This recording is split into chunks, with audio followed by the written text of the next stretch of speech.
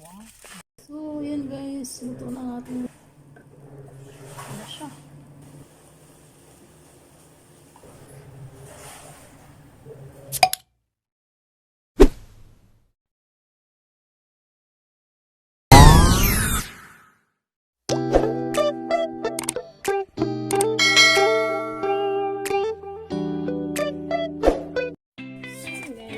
Saing tayo ng malagkit at tayo magluluto. Sige man. Lagay natin.